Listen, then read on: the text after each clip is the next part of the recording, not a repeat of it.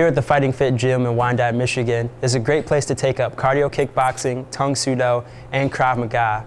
Krav Maga is, well, what exactly is Krav Maga?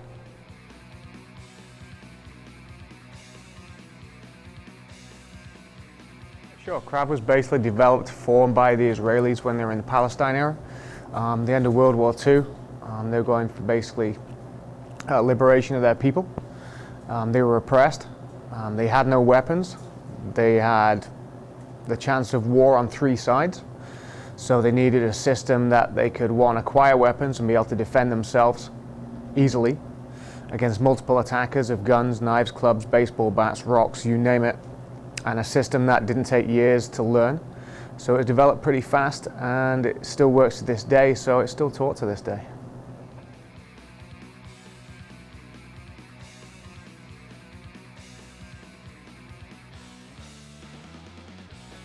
I've been teaching out of the Fighting Fit for 7 odd years. Before that, we were Animal Instinct Training. We changed the name. So I've been teaching Krav for, say, 9 or 10 years, and before that, I was prior military.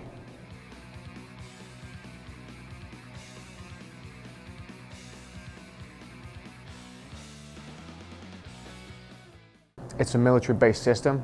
It's no frills, there's no BS with it. It's a hands-on. It's not really classed as a martial art per se. It's a street-orientated fighting system that works under stress. It's not hard to learn. It's a lot of fun, gets you in great shape, and teaches you to defend yourself in the fastest possible way.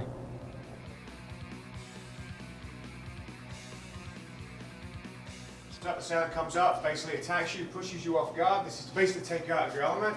Next thing that happens is a gun gets stuck in your face. From here, we redirect the weapon, taking ourselves out of line of fire. The gun is punched towards the attacker. At the same time, I'm going to burst in, cross the attacker, come into their outside, strike the attacker in the face, taking them off their stance, if you will. From here, once, twice, I travel to the gun, going for the disarm, and then moving off at an angle, create distance between myself and the attacker, and make the weapon ready.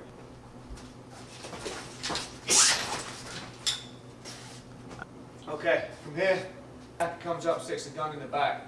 From here, I must look over my shoulder. Reason being, I'm not trying to see what they've got, what's in my back. I'm trying to see if the weapon's in the opposite hand.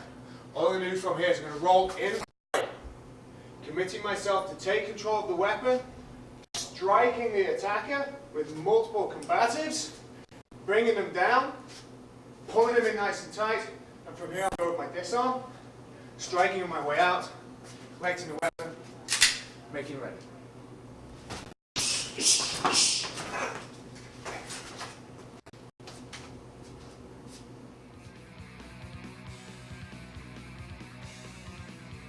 The reason that we use this is because it has a magazine, it has a safety, has a slide lock, so it moves like a real weapon. When it fires the paintball, the slide goes, and then there's a safety. The paintball hit helps to determine if you hit the gun away in time, stuff like that. You guys we don't actually use it for disarms. Reason being, if we did, you may have noticed that when Steve was holding the weapon, he didn't have his finger down the slide, he didn't have his finger on the trigger. Reason being, when I do the disarm, I'll literally rip his finger off if that was to happen, which is good for on the street, but not good in training. Yeah. So literally what we actually do is we hold it like cowboys and Indians, like kids do. Okay. Otherwise the finger will get ripped off. The reason we use these, they're realistic. So we train a lot of our police officers in these. Reason being, they get to see how fast they can actually get a round off onto a suspected attacker once we've done a disarm. Just because we punch somebody in the head or we kick them in the balls doesn't mean that the attack's over. They can still come back at you. Whether they pull a knife out, my guys are then going to be ready to tap and rack, get the weapon back on target and still be able to shoot somebody.